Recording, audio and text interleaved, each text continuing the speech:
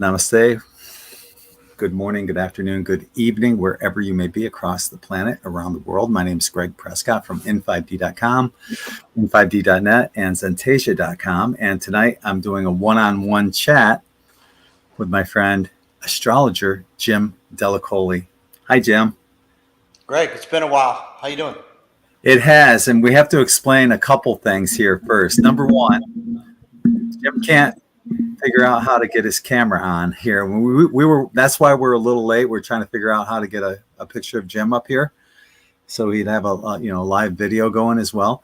And number two, I didn't realize that he told his followers to come on into the studio, and I thought there were spammers or something like that. So I got to apologize to his followers. I know I kicked a few out, and I think I banned one accidentally. So I never do that, but I thought somehow somebody is trying to get in and spam. But yeah, try watching on the N5D YouTube channel, and everything will be okay from there. So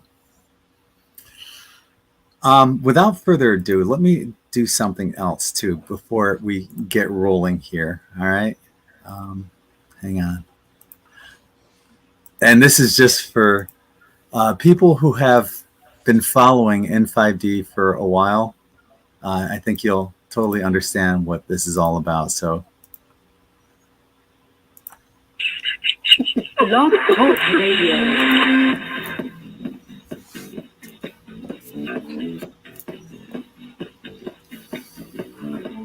You're tuned in to N5D Radio, the next dimension in radio, where we bring you the hottest, in-depth, spiritual, metaphysical, esoteric conversations and news with your hosts, Gregg Prescott and Kendra Gilbert.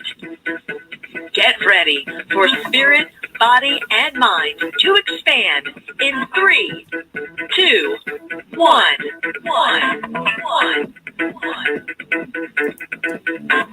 Well, does that bring back memories? Man, that was a lot of fun. I thought back, I didn't prepare much because you're so good at interviewing that we just let this thing flow. So I think everybody will see that tonight. But yeah, it was a lot of fun back in the day, Greg. It was. And you know what? I tried to get Kendra. I at the last minute, I thought, well, shit, wouldn't it be great if I got Kendra on here just to pop in and ask a question, right? For old time's sake. But she's having a dinner party tonight, and she said she'll be listening. And she did give me a couple questions to ask you. So, okay. Well, tell her I said hello. So you're telling her right now. She's good. Hello, Kendra. She's either listening or is listening on the recorded version of this.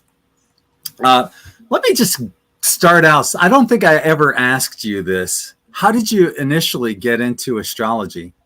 That was how I was going to start, but I knew you were going to do that for me. It is, I was born in 65, and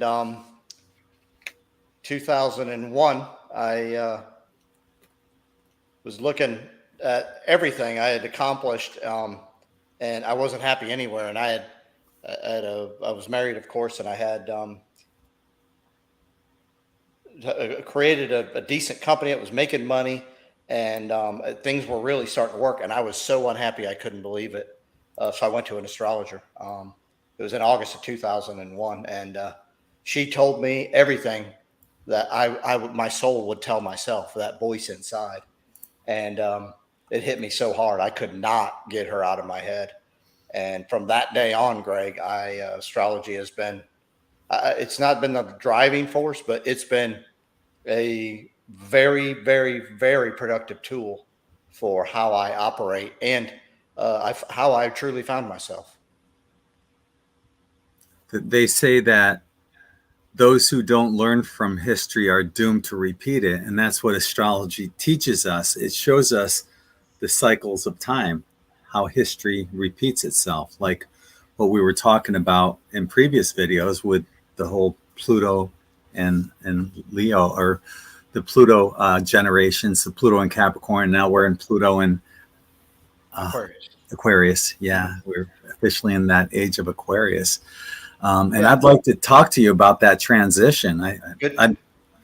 Because we knew that Pluto and Capricorn would bring out all the truths, and boy, did we see a shitload of those It seems like that's still coming up, but even more so, there's something still going on top of it.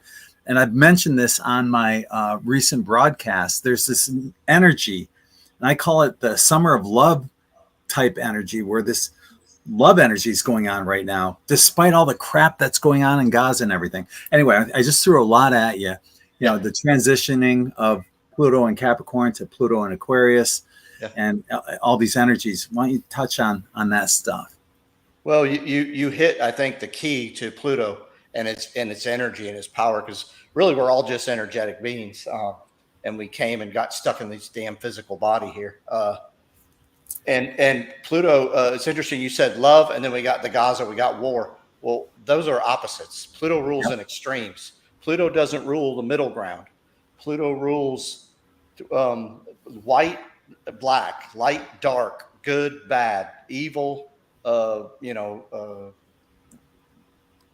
goodness. It rules all of that from the extreme. And so anybody that's heavy Plutonian or Scorpio, Pluto rules Scorpio, they're going to deal in a life of extremes. What it really is, it's understanding control for control purposes. You either relinquish control from the Plutonian perspective if you're heavily Plutonian, or you try to get it. And that's what you and I talked about as Pluto was in Capricorn. It was early in when we had that, did that video, and we had talked about that the powers, anything that tried to take over for control's sake was going to get called out. You get out of line with nature, then you try to control, and then basically be a parasite to a host. You're in big trouble. Pluto is going to rip you to shreds. And Pluto is intense. It will not stop until the lesson's learned. So that's why they call it the phoenix that rises from the destruction from whatever, to where it basically crumbles into nothing. And then you have to rebuild from that. It basically tears down everything that is not in humanity's best interest at this juncture, and it gives us that opportunity to rebuild it in humanity's best interest. Absolutely. Absolutely. So now that we're just entering the age of Aquarius, and this kind of ties in with what Kendra was asking earlier. She wanted to know about what does 2024 to 2025 look like in terms of all this warmongering crap, and if you see any potential for any major events around election time. Now, as I've incorporated astrology into how I approach life, I have so many more clues and so many more of the obvious. They're not even surprises anymore. And what it is a form of control that we've witnessed is money. And they financially ruined the monetary system by just becoming printers. But they're the ones that got the ability to print. We were the ones that supported the value of that, whatever they were printing. So that's you're going to watch that be destroyed. It's going to be helped by Pluto and Jupiter and Taurus. We can get to that later. But we will see a lot of endings for beginnings. I want to be careful because I know a lot of people go off sideways when you say death, war, whatever. There's a lot of things that need to be destroyed. We've gotten them to the point where they're out into the light because Pluto rules hidden, Scorpio rules hidden. They're into the light. Now that you see them, you can never not see them again. So you've advanced. You wanted to be here. You are here. And it's about, as you notice this, what are you going to do?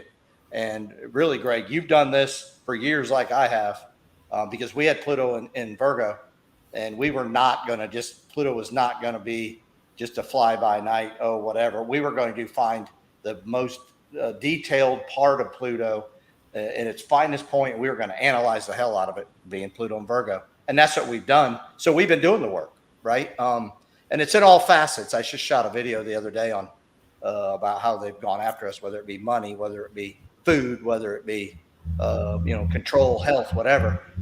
Pluto is kind of over all that. And so what we're going to see is trying to rid the souls that haven't picked up and figured it out. I think if you've been doing the work or you're starting to wake up, you are in a very powerful position, but you don't want to be there for power's sake, if that makes sense. Is that why it seems like a lot of the elites are going underground, and Yes. because the inevitable is about to happen and they can't escape it. Yeah, and I'm looking. I talked a lot about April to July of this year, just because it's all out in the open, right? And you can't hide it anymore. And the most ironic thing is Pluto rules hidden, and they do this in cycles. Go underground, they go hide. And the most ironic thing, Greg, that I really want people to start think the opposite, right? So they tell us to look in the sky for NASA and space. I'm telling you, it's all underneath the ground. It's beneath you. Don't fall for the narrative of look up. We're going here. We're going there. Couldn't be further from the truth. It's beneath you. Pluto's showing us this. Wake up. But they do go underground and then they resurface. They know they have this clock. They know when devastation has either taken its course and, depleted the masses, or that, maybe everybody's gotten through it and maybe they won't notice. I don't know. We're going to see how they do it. I think this is the final one for them. I truly do.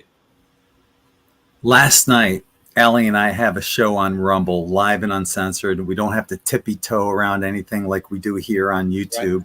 Right. And eventually I'd like to get you on there, because we can go down the rabbit hole outside of astrology in so many different areas. And it'd be great to do that. And maybe after this show, we'll make an arrangement for a time to do that.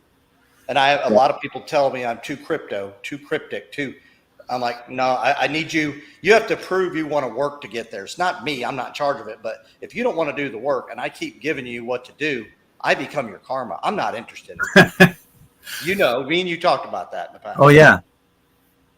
Last night, though, Allie and I talked about, she gave me a video to upload, and I put it on there, and it showed how up in Antarctica, how some of this is starting to melt, and they're finding lost civilizations. And I was saying that it's not just there, it's everywhere. You could, if you were to drill 2-3 miles into the ground anywhere on the planet, after a pole shift, every 12,000 years, maybe they wait another 12,000 years and another pole shift before they reseed the planet and have all this shit start over again. Give us some bullshit story about some deity that came here to save us all, for us to believe in something.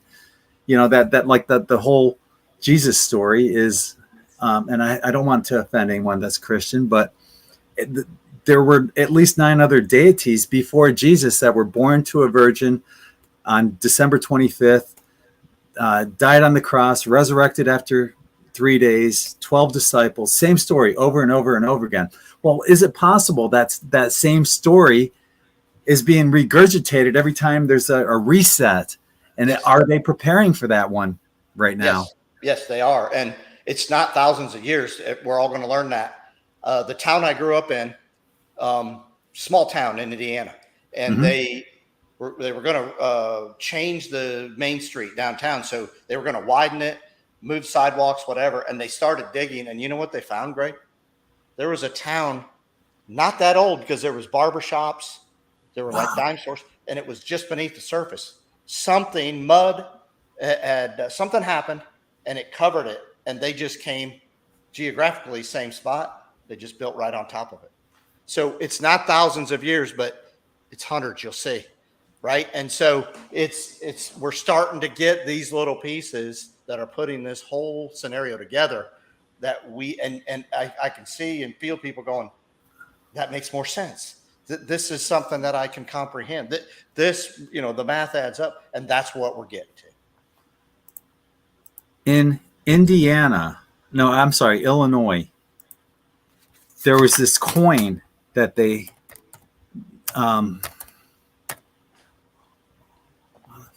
place. Hang on. I'm trying to find the link on N5D. Out of place artifacts. I'm doing the search for it.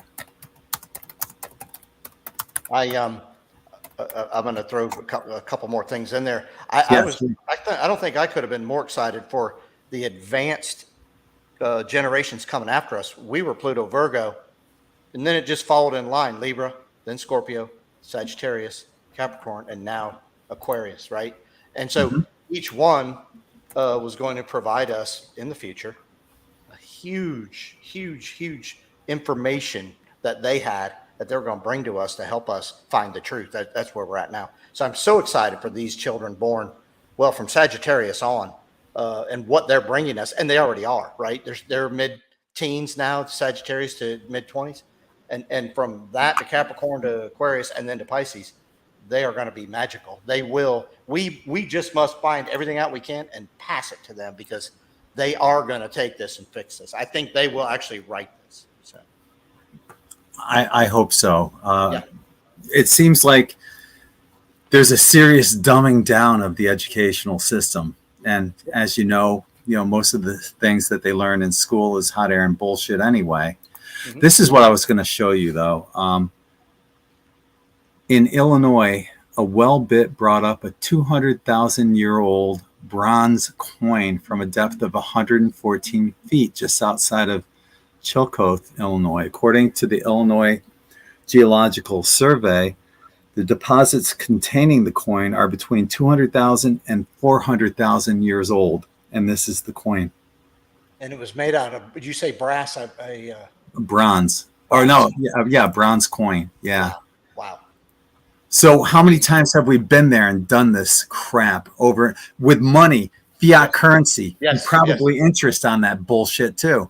Yes. Well, and the sad truth here is evil mimics.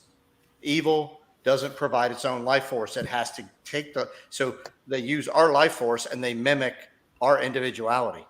Once you grasp that concept, you then are on your way, because you'll be the individual we needed you to be to help us in our venture. You're doing your part. I know that. I'm doing the best I can.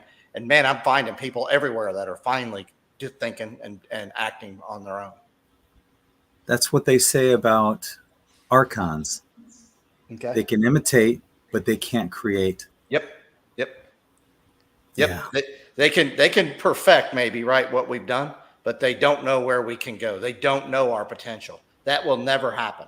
I believe that with everything I have, and I don't think that's just something to make myself feel better. I do truly believe that's factual.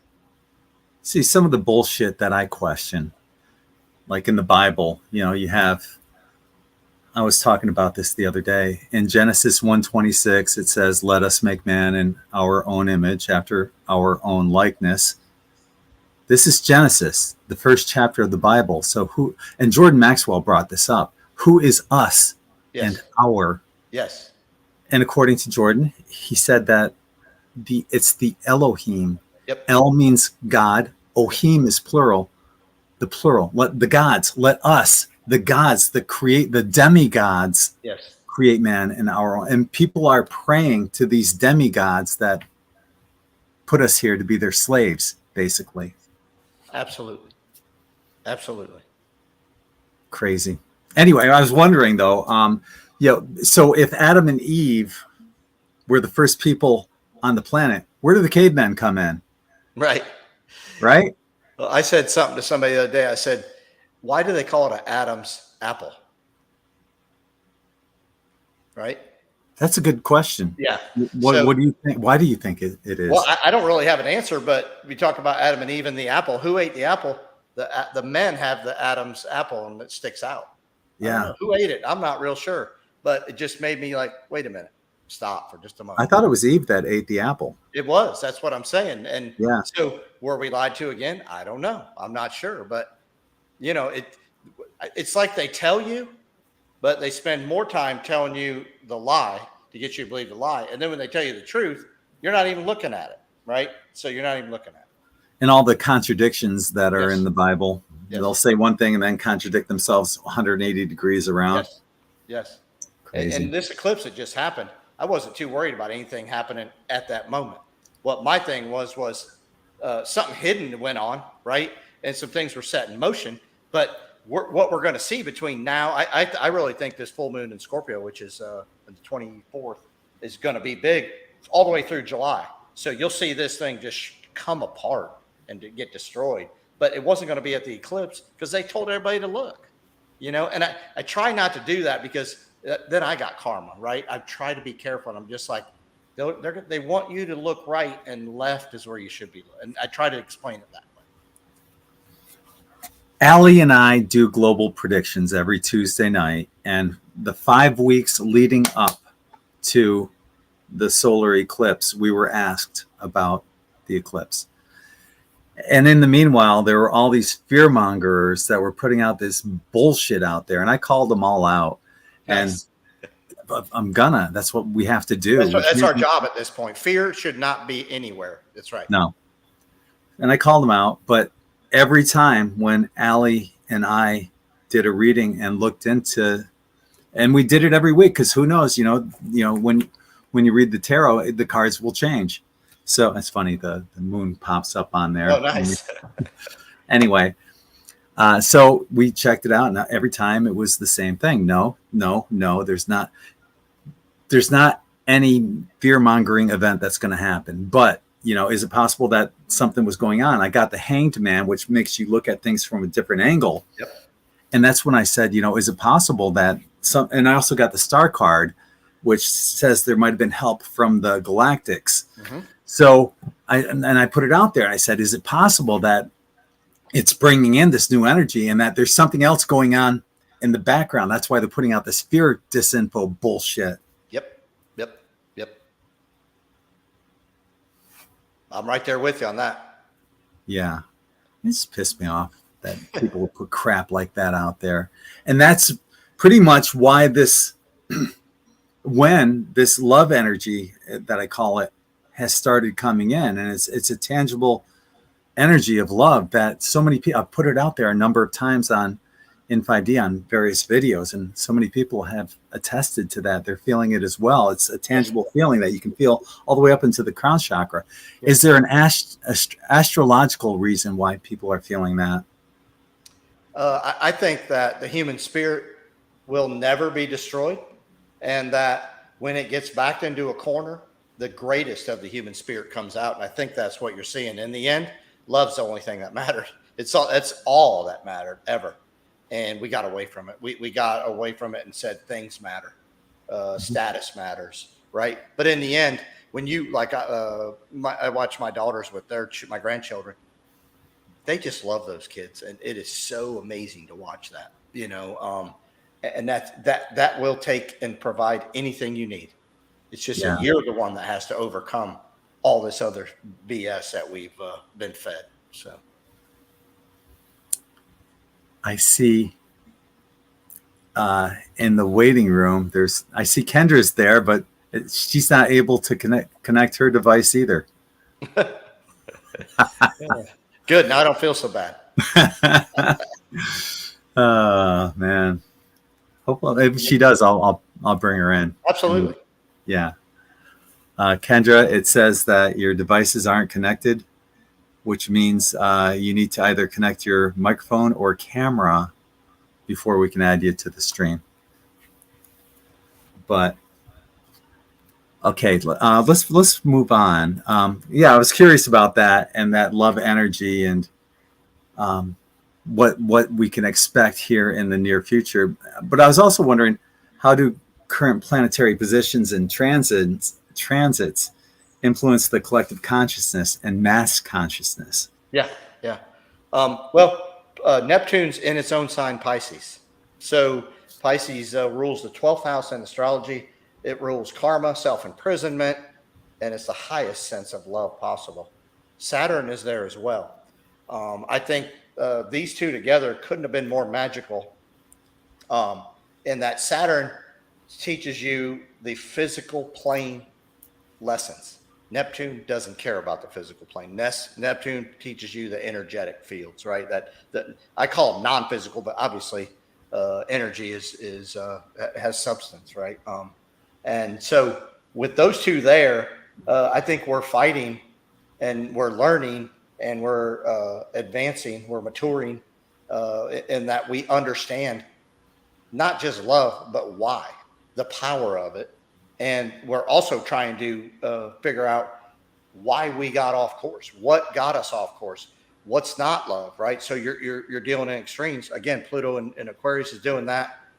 Those two planets, Saturn and Neptune and Pisces, you have to deal with your past that got you tripped up, right? Neptune and Saturn and Pisces.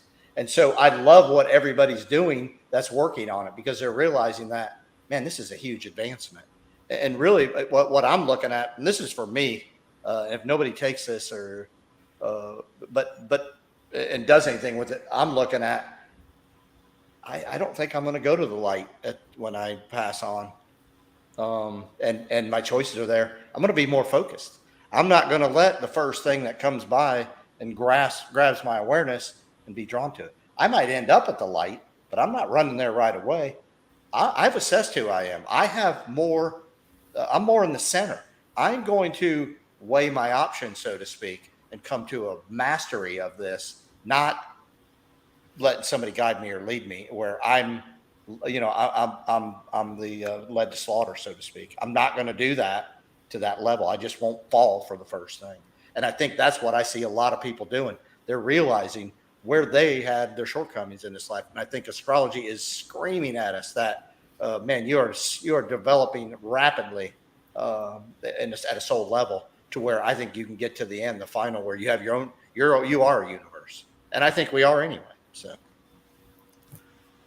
hit the nail on the head. I totally agree with you. I think that, and I've read this and I can't prove it, and I'm not sure, what the actual truth is, but I've heard that the whole tunnel of light is the Sirian reincarnation system. You go through the mind wipe, then you have to do all this bullshit all over again. You got what looks like or appears to be your friends and family waving you in. Come on in. We've been waiting for you. Mm-hmm.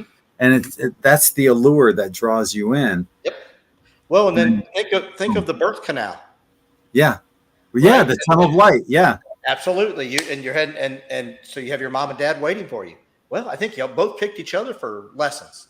I think when you get to the end, that's not a necessary step. It's not part of the process anymore. Yeah. I hope that makes sense to some. If it don't make sense, I get it. That's where I am. How's that? Yeah. No, I've thought about that, because you can hang out outside of that tunnel of light. Yes. You don't have to go in. I think Journeys Out of the Body by, was it Robert Monroe? They talk about, being in this plane where there's a bunch of people that are, and some people say that, these are people that are lost and haven't gone into the light and need to be directed there. But what if they're not? What if they're just people that said, fuck the light. I'm not going, or fuck the tunnel, not the false tunnel of light. Yes. What if that real tunnel is your soul spark? Yes. Within. Absolutely. Absolutely. Absolutely. And I think that we're asking these questions, and even just venturing there, we're heading somewhere, and I'm not saying we're right now. I'm not going to say we're wrong. I'm going to keep going. So. I see Kendra in the chat. She said, so I figured out this part so far. At least I figured out how to get into the chat. Oh, good. I see it, Kendra, down there. You just got to connect your camera and microphone, but don't feel bad. Jim couldn't figure it out either. Yeah. So interesting to hear you talk about this. I've been talking about this for a while, about what if the light is a trap. Yeah. Yes. And I'm not telling you it is today, right? But I'm saying, let's explore this. It might what be. If? Yes. Yeah. Yes. Exactly. Yep. What if it's a trap? And Gregg, the people that I'm now drawing to me, because I'm like operating from my perspective finally, not what I think I should be or what somebody told me. And so the people that I'm drawing are on the same path almost exactly. It's like they're so linked in karmically or so linked in energetically that they're thinking the same thing I was, or they beat me to it and then I got to catch up, or I beat them and they catch up. And it's everywhere and it's just growing. And I think it's going to be exponential. As you know, my old website was your potential is exponential. I still say that. I think we're limitless. It's just we got limited coming to this damn simulation. You were talking about, was it a full moon in Scorpio? Yes. Was it? Yeah. And that, tell me a little bit more about that, because you said that there's a lot of potential with this. Yes. It's early in the sign, and it's going to square up the Pluto and Aquarius. And then we have Uranus and Jupiter in Taurus with the sun, right? Opposing the moon. And so guess what those are? Those are the fixed signs. I only talked a little bit about this, but I'm always mesmerized by the fixed signs because I had a lot of planets in the angular houses, which are cardinal, which you got to go, you got to do, and don't worry about where you're going. But as I've advanced, I had to get the understanding of the fixed energy, which was you must apply yourself, but that's not all you worry about is your application. You worry about what you're learning and what you did, but you also got to learn how that influenced your environment. And so you must apply, and then you must observe, and you must vacillate between the two. You can't just apply. You must learn. And this is the first step to becoming a master, is that you realize when I drop into that lake that's calm as hell, the ripple effect will continue, and it will continue, and it will continue. And once you realize just how much power you have and how that ripple effect works, then you start mastering the fixed sign. But you got to have some persistence. You got to be stubborn to say, I got to sit in the middle. And man, I got some Scorpios out there that they do not like to sit in the middle. When something happens, they've got to fix it. They got to, and if they can do it, any of you can do it. I'm telling you. And it's been magical watching, but it's where I am. And I think it's where we are, that we're learning. And when this big stuff coming, we're going to get a lot of stuff to try to alter you, to get you to feel either fearful or I got to do something, and if you can sit in the middle, you're going to win this damn thing. And then if you can keep to what you know and don't let somebody change you, you are absolutely going to like where you end up. And that's full moon. Give me an example. You were talking about, you have to apply and then observe. Yeah. Give an example. So I'll give you an example like in my life. I work and sell food products and seafood mostly. Mm-hmm. And forever, the industries, because it's the control has been gained by the elite, they would create, like, let's just talk about crab industry. If they didn't like the crab prices in Canada, and all you Canadians out there, I'm not getting after you. I'm just discussing so you can understand what we had to, how I got here. By the way, Trudeau sucks to all you Canadians. We hate him. We hate him as well. Oh yeah, well Trudeau, no, he's not a Canadian. I don't think. I think he's, you know who his dad Cuban? is. Cuban. Yes, yeah, I think so. Trudeau sucks. So what they did was they create these little stumbling blocks for markets. So let's say they went out and the biomass was tremendous, and everybody knew, and they were catching a lot of crab. Well, they would put I just saw a whale. We have to stop fishing. They put these little stop gaps in there to affect markets, right? It's not fair trade. It's always in the best interest of the guy with the most money, right? So they would say, oh, we saw a whale. All right, all fishing stop. Well, a crab grows through its shell, right? And it molts, right? So there's only a short window. You get a good hard shell with a lot of meat. If you wait too long, he breaks out of that shell, and then he's in the new one that's soft, not a lot of meat. So they know this, and they create scenarios like that. Then the importers would then take and lie. They lie every year and say they don't have crab. They want to push it in May when it starts, push it in October for the holidays. Guess what? Every year in December and January, there's crab they're trying to get rid of. They do that to elevate prices. COVID took the market from an average of $6 to 16 in COVID. Gotta watch what you say. The C word. Well, COVID. Now, I'm not saying it's bad. I'm just saying that when the COVID thing happened. Don't be saying the C word on YouTube. Is what I'm saying. Oh, sorry. Okay. That's okay. Well, then forget that. So that took it to $16. Created a glut in the market. Gregg, more money from I don't know where came in and bought that crab on speculation. I don't know where the money came from, but I'm real sure. I think it came from the Black Rocks, and it came from somewhere else, right? And it came in and it consumed all this, and then they sold it to people that then lost their whats. And that's a scenario I can tell you about because I lived it. It's exactly as it unfolded. It happens in every business sector out there. Stock market, Yeah, that's what I was So, thinking. The Great Depression, where they had the fictitious bank collapse that was started by the elite, and then they went back in and bought all these businesses and stuff for pennies percents on on the the dollar. dollar. Yep. Yeah, Yep. Yep. and it was So all controlled. It was planned and controlled. it's all planned. It's all planned and controlled. So I hope that's a narrative that people can understand, because it's one I think about a lot that I had to figure out. So when is the next collapse? We're in it.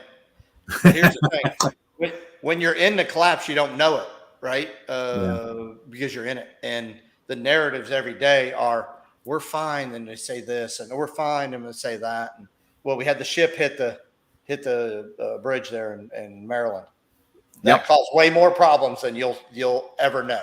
I'm just telling you. The ripple effect. Yeah. Yes, I'm in the food industry. It caused way more problems than you'll ever know. So we're having things like that happen, but they can bounce to the narratives because they know they got us on the next hot topic.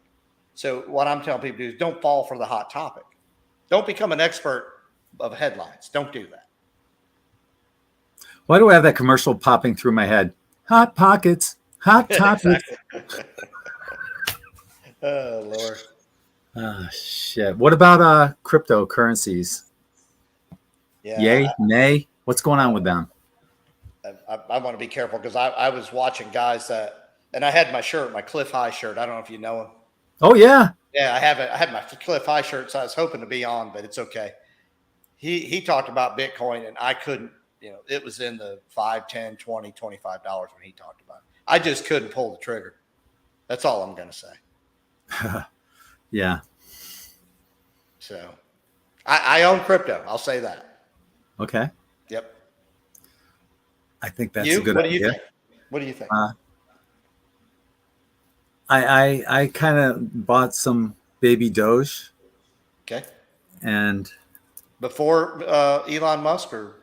No, that was Dogecoin. This is baby Doge. You got baby Doge. I don't know about baby Doge. Yeah. Sorry. Yeah. I think you guys about when it was started. So. And I just sit on it. Yeah. It's gone up, it's gone down, and I don't have a lot invested in it. So whatever happens, happens. That's where I'm at. If something turns around and it skyrockets, great. And if it collapses to nothing, I really didn't lose that much. So. Well, I think FTX got out of their financial issue. It was a coin called Redcoin. You can look up. It happened December 23rd. It was 0.0004 cents, like the 20th of December. On December 22nd, 23rd, it went to $428. Damn. I had over 200,000 of them, but I didn't have any set buy or sell. Oh, wow. I mean, you can do the math on that. No, I don't want to. That would be depressing. You don't want to do the math on that. Anyway, it happened in a 2-day period. Now, I didn't get it, but that's how they get out of these FTX guys. I believe that's how they got out of their mess, right? Because they ran it up, sold it, boom, it dropped right back. And it's at 0.0004 now, right where it started. Redcoin. Look at it. RDD. I saw a video, I think it was on Netflix, called Bitcoin. Interesting video about how sleazy some of these people in the crypto industry are. And at the end of the movie, they said that like 70% of the cryptocurrencies are scams. Yes. Yep. Well, look how gambling has evolved. You can gamble on everything now. My Easter, my family was over. They were gambling on the coin flip. They were gambling on, I'm like, what are we doing? So, and they were just mesmerized to keep themselves occupied during a game on things that didn't determine the outcome. Yeah. It was amazing. Got another question here that I wrote down. How did the planetary positions and transits during the 1960s influence the counterculture movement? The Summer of Love and all that stuff. Yeah. Well, I do think that a lot of what was going on in the 60s, I looked at Pluto we were born then, Pluto in Virgo, where we were trying to perfect. We knew we needed to do better. We need to do and like there was so much more we need to know we weren't going to go by. So I think the Pluto and Virgo got us, and I think the transit of Uranus, and because it's 7 years in a sign, and Uranus went into Leo, Virgo, and Libra. That I think that really made us. Leo rules the house of fun, the house of the spirit, right? I think both of those were very influential for the 60s for how we transformed. And I also think the lies, Pluto being a Virgo, if we were trying to find the exact answer, they were lying to us like hell on the other end too, if that makes sense. So I think the hidden to us and our ability to get the information started then as well. Will the 2024 election go off without a hitch? Yeah, I'm real careful about those things, because politics are 100% controlled, right? And so I want to be careful. I will say that we have not seen. How am I going to put this? There's hidden that we have not seen. Maybe a different candidate, but there's something that's going to happen. Maybe more, probably more than one, probably three things that'll happen that none of us can see right now. And I don't want to pinpoint it because of the planets we're dealing with. But I will say that we're dealing with, we don't know what we're quite dealing with yet. Us, I'm talking about, the ones that aren't in the know. What's your gut feeling? Well, my gut feeling is they have to relieve some pressure. So they're going to have to give the guy or the girl that they think will relieve the most pressure based on how strenuous things are. And so it'll appear to be a savior, but it won't be. That's all I'm going to say. Oh, wow. Well, that's interesting. Well, it's going to save it, but not in the way that people think, I guess. So, and man, we'll have to do the rest on Rumble, because I would really get into something that would get us both. Okay. Yeah. All right. Just a general question, because Allie does weekly tarot forecasts for all the astrology signs, and she has them check their sun, moon, and rising. Now, your sun sign, everyone knows their sun sign, like I was born in October. I'm a Libra. I'm actually a triple Libra. Yeah. But what's the significance of the rising and the moon signs? The rising would be the one I would get after. I would try to get that out of the individual, because that sets all the positions of the planets, not only at birth, but now where they're transiting in your life, right? By the rising sign. And it's easy to find, Greg, if you started where the 9 was on the clock face, and you divide it into 12 equal segments. You go in counterclockwise, going counterclockwise. House 1 would start at the 9, and then it would go towards the 8 and the 7. Gotcha. So you'd have 12. So that would be 6 a.m. on your birthday. You could get this fairly close to know your rising sign. And then every 2 hours, right? So 6 a.m. would be between 9 and 7 and 8. And then all the way to midnight would be where 6 is that day of your birth. 6 p.m. would be where the 3 is on the clock of your chart. And then the high noon point would be at noon. So if you knew your birth time, you could get your rising real close and your sun, if that makes sense. Does that make sense? Yeah. Yeah. Oh. Now your moon, that changes every 2.5 days. You got to look that one up. So. For me, it's easy. I'm, being a triple Libra, I just check Libra. Wow, no wonder you're so easy to get along. I didn't realize you were triple. And I knew you probably told me a triple Libra. Damn. Yeah. What does that mean? So for someone that's a triple of any sign, the message came. Well, it's ruled by Venus, so love, right?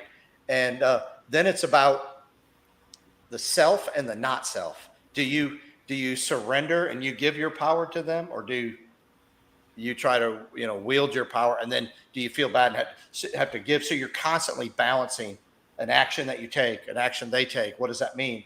And merging with somebody else, but you disguise that, so to speak, and it's not a disguise by it's easy to get into your realm. Does that make sense? I mean, you're easy to get to, and you're easy to chat, easy to like initially, if that makes sense. A lot of people think that Libras are all about balance. It's the exact opposite. We're constantly seeking You're seeking balance. It's not about balance. It's seeking balance. Absolutely. Yep. No. Yep. It's crazy. Yeah. But you do allow others in. You seem inviting. But then what you do is you attract takers. That's what I warn most Libras, heavy Libras. Is, man, you're going to have a life where takers are they're going to show up. So energy vampires. Yeah. Yep. And you're going to let them in. That's how you are. But you're learning, right? You're learning. So that's what you were talking about, about applying yourself and then observing and growing from that situation. Yep. Yeah, and I think the hardest thing for Libras is when they stand up for themselves, they feel guilt. When they don't stand up for others, they feel guilt. It's like, man, at every turn, I feel guilty. And so you have to fight through that. You fight through and you go, no, I'm learning here, and I came to this is one of my big lessons. You being triple Libra, that's a tremendous lesson. I remember seeing on Kendra's birth chart that she was born during a Mercury retrograde. Yep. What does that mean for people that are born in a Mercury retrograde? I always, it's retro starts with RE. So I always throw the RE in front of, you get to redo, rethink, readjust. So what this life's about is that, hey, you're probably very, very, very smart, but you're going to get tripped up on some really goofy stuff. So it's about making sure you dot the I's, cross the T's, and don't get frustrated if something has to be done again, so to speak. And so I like retrograde Mercury because I think you learn in the end that, man, I just got to keep going, and the lesson is in the journey. I think that's what a retrograde Mercury individual ends up learning. Kendra says it means that I'm a Virgo-tard. If she's Virgo and retrograde Mercury, yes, she's trouble. I'm telling you right now. Analysis paralysis kills her. And what was great about Kendra having her as a co-host and that Virgo monkey mind was that she would cover all the bases. She'd think of some amazing questions to ask our guests. And I'd look at them like, man, that's really well thought out. You must really, really, really analyze that, and they do, and that's who they are. I call them the analysis paralysis group. So. Yeah, that little monkey mind. Yep. Funny. I got some more questions here. Hang on.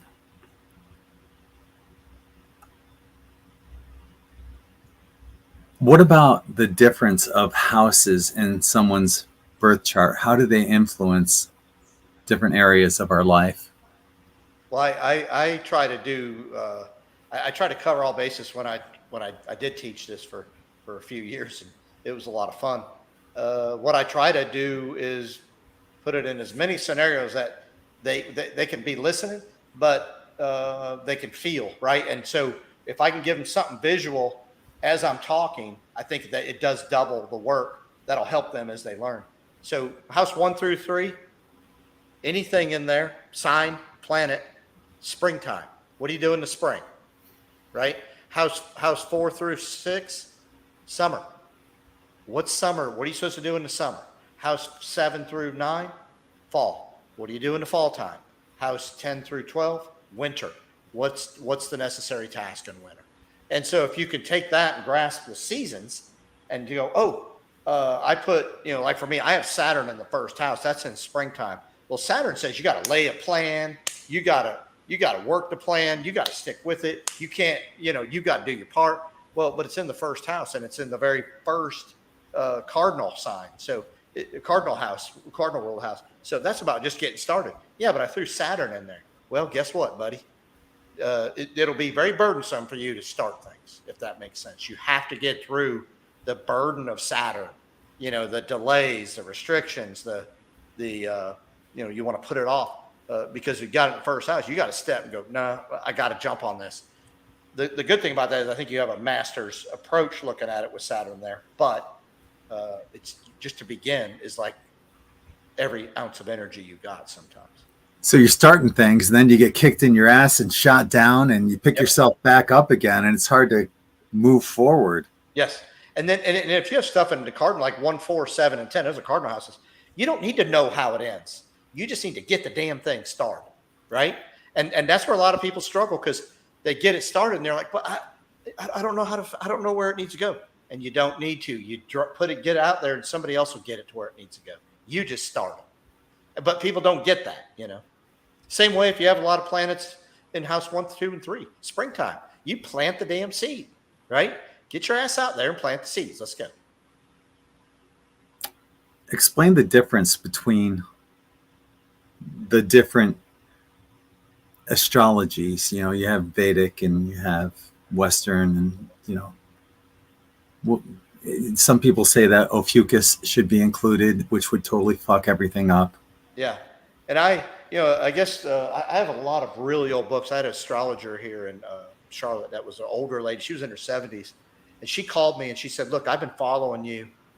And God told me this is who I need to give my books to. She had probably 20 bank books of books, right? And there's some really old ones. So I went and got them. And she said, the only thing you have to promise is that you'll give the books. You'll share them. I said, I promise you. And so I do. I share. And the only thing I ask people is, if you don't give them back to me, give them to somebody else, right? So in that, what I found, Greg, we could put 20 signs in there if we wanted, right? This is a defining of where planets that we could visually see for hundreds and hundreds and hundreds of years, and what happened in the society at the time. So we have a pretty good base. So you can put other signs in there. I don't care. Your base is your base, and it's got a pretty good starting point. So if you just start with that, which I did. I started with a lot of the ancients and the older stuff. It's going to prove itself to be effective. Because I hear some people talk about Capricorn, and then when they want to say that we're in Capricorn and not Aquarius, they make it sound like the sign Aquarius. And I'm like, whatever, it's okay. I think confusion is part of this gig right now. They're trying to get as chaotic as they can. But yeah. I guess I tell you is, do it to yourself. Do astrology yourself. Learn. Find others close that'll be honest with you. You'll get where you need to go. I don't worry about Vedic. I don't worry about any of the other stuff. If it works for them and they figure out how to apply it, then damn it, apply it. You know. Yeah, I'm with you on that. Yeah. What about how the precession of the equinox, you know, moving 1 degree every 72 years or something like that? Yeah, and does that eventually affect things? Well, that's interesting, because that's like the nodes. If you think about eclipses on planet, that's the nodes of how we face and understand the universe, if that makes sense. So to me, that's fascinating. And I don't know about you, but I'm not going to be here for 2,500 years. No. So what I'm doing is trying to find out what the history that we have, if it's true or not. And I'm going with what's deep inside of me. And I'm going with that. I do think we're in the age of Aquarius, because the awakening has been ridiculous for myself and for others that I've been lucky to encounter. Well, I hope none of us are still here after 25,000 years. I hope we've actually moved on to the next progression of spirituality by then. Absolutely. If not, I don't know what you'd be. I don't know what form of what you'd be if you were still here. So. Yeah, it means we fucked up really bad. We kept getting sent back, and we fucked up more than once. Good God. So. Oh yeah. Yeah. Do you feel like you've ever done this? Done this before? Do you believe in reincarnation? Oh yeah, absolutely. Mm-hmm. Absolutely. Do you know of any of your past lives? People that talk about their past lives fascinate me. Because that's a realm I can't get. I'm not gonna say I can't. I haven't got to. I don't think I need that. But I do not discount others when they talk about their past life. But I have had, Greg, where I went places and I was home. I went to Nova Scotia. I was home. I was home at a place in Indiana. I mean, it was like I had been there, you know. I was home down in Argentina when I was there. So there's a few places I've been that I know I've been there, right? I just knew it. And I couldn't, it wasn't like I knew landmarks and stuff. It's just like I resonated with that, you know. I can't speak for you, but I can pick things up intuitively. Mm-hmm. And I feel like you have had some kind of past life, perhaps in Salem, perhaps Okay. as, Okay. I'm not saying that you were, a bad witch. There's good witches, bad witches. You might have been one of those people, your connection to astrology and nature and stuff like that, and your affinity for wanting to know that kind of knowledge, raw, basic, earthy kind of knowledge. It just resonates as that kind of past life. Well, thank you, because I do feel that. I mean, that resonates with what I feel. It's like I know things and I cannot tell you how I know them, and it don't matter to me. I don't want to prove it to you. I don't have to. Right? You don't. I don't want to say go to this book, page 67, right, in the third paragraph. That's how I know that. No, I know this. I just do. But I think we all have that instinct, right? I think we all have that ability. I had a past life as a Mayan elder, and it was in like the Belize area, and I wasn't anyone famous. I was just an old man during the Spanish Inquisition. Okay. And they threatened to kill me if I didn't convert to Christianity. And I lied to them. I said, okay, I will. But I wanted to just pass my knowledge on to my children and grandchildren. Yep. Pass and share that. And I just remember the hurt of the Spaniards parading through and destroying everything that my country and civilization stood for. And it makes, the irony is that I'm a quarter Spanish. Oh, but wow. in this lifetime, I came in with a knowing and a disdain for organized religion. I just knew that as soon as I walked into a church, Sunday school as a child, I would get the EBGBs. Something's not right about this. Right. And that's from that knowing. You just had the knowing. That was from my past life. Yep. Being threatened. Well, now don't feel bad for having that some of that heritage of Spanish, because of, I think the best like teachers and the best the true masters have to understand all sides, and I think that's just what you did, right? It sounds like that's what you did, and that makes you the master of the masters, right? So. Had a couple lives in Atlantis. One, I was an artist and a sculptor. And then at the end, I was a scientist in charge of the genetic modification of plants, animals, and insects. And I was there with my wife, Allie, and we neither of us were good people back then. And I think that in our past lives, we've been all the best of the best and the worst of the worst. And you've shared a few of those lives yourselves. Mm-hmm. We all have. Yes. You might not know what they were, but we all had to go through that crap. Yes. Oh, I think that's how you truly have the understanding that's necessary to be the master. You can't be a master unless you truly understand the extremes. Would it make sense that, like, in my next lifetime, let's say I hypothetically have to come back here again? But chances are I probably wouldn't come back. Well, definitely I wouldn't come back as Gregg Prescott, and I wouldn't come back probably as a triple Libra. I'd probably be something the exact opposite. I might be a chick and with 3 different sun, moon, and rising signs. Who knows? Yeah, and I mean, maybe the element of water would be something you'd have to bring to, you know what I'm saying? You brought air, where it's like, I'm going to communicate my message and try to figure out what the message is from others.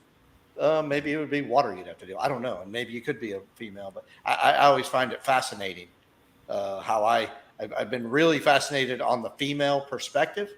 Obviously, I'm ruled by Venus, both sun and moon. But it's because it's like those are my last things I just didn't grasp, and I could feel that. And so when I'm here, that's what I've really spent time trying to figure out. So. My daughter, Brittany, gosh, she turns 30 in July, but wow, she's a Leo. So, and my air, triple air, feeds her fire, and it's an amazing symbiotic relationship. Can you explain a little about how certain signs are more amicable with others versus some that might not be? Yeah, I mean, you think of the elements, right, and what the elements need to, be and survive, and air and fire. Air feeds fire, right? So you're looking to communicate. They're looking to try to understand and think of what fire does. It takes an element, it heats it up, changes its form, and it heats it, and the air goes, the energy goes up. Everything's trying to get better.